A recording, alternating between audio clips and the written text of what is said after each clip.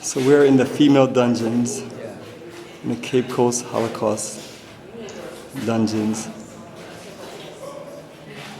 And it is extremely dark. It is hot. We have a lot of emotions going. We're connecting to the spirit of our ancestors. We're all here to reconnect. And our guide is about to start by giving us the history of the dungeons that we're in now. All right. You are in the female dungeon. But then the women were having 2 rooms, 150 here, 150 opposite, making 300. This door and the window closed.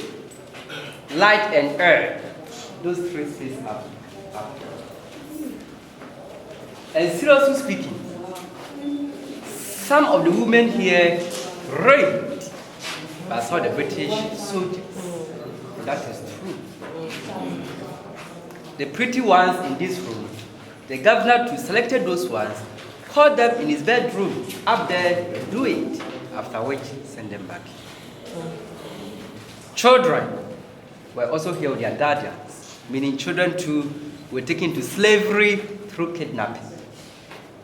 The children naked until maybe the person is around 15 before something we used to cover only the lower part of the body, but the upper, nothing.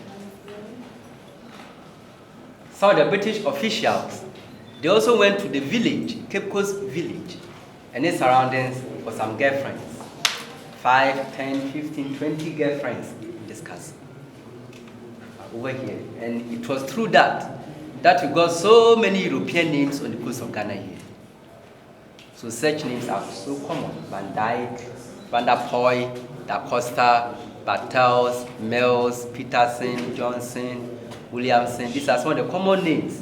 So it's not only English. But because you're in their castle, that's why I've been mentioning British all the time. Anyway. So they were kept here for about 6 weeks minimum. And when the ships arrived, men, women, and children followed them. They all passed to the gate of no return to the bishop. But in the ship, another palaver.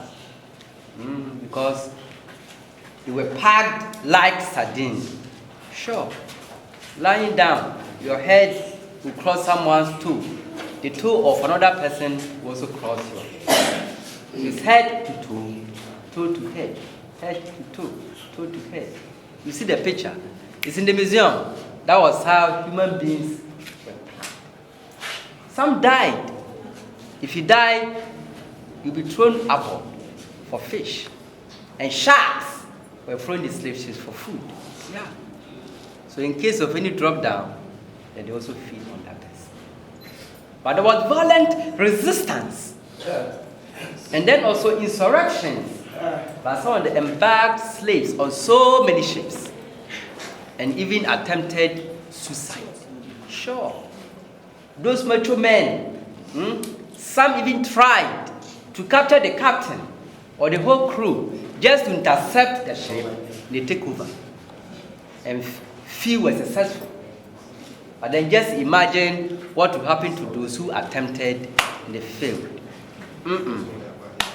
Unclean death, just for causing fear and panic in the ship.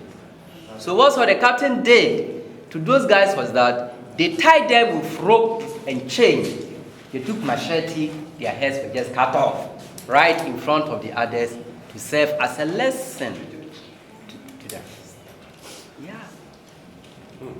And some of them to their arms, the 2 hands here cut off, and then allow you to bleed to death. Right before them to serve, as an example. The brutality, it just continued, unabated to the end and even after the end of the trip. And towards the abolition of the slave trade, it even became common practice for some of the Europeans who had their human cargoes to just throw their human beings back into the sea for insurance benefits. Yeah. So if you got there and then you were able to convince your people there that out of 1,000 slaves, 100 or 200 or 300 died on board, they'll pay you for the loss because the ship's got full insurance. And some people intentionally killed off human beings, sank their ships for money. It was even higher. The price of a purse sold over there in the Americas. Some were taken to Jamaica, Trinidad, Haiti, Antigua, Suriname, Barbados, Brazil, about 40% to the Caribbean, 32 Spanish America, South America, the rest USA, and other parts of the European countries. And some worked as miners in Peru. In 1800s, for instance, about half of the population of Brazil were mainly Africans. Okay. The same in Cuba. Okay. From here, we all going to the door, but then I promise you, you are back, okay, at the door of return. Any question?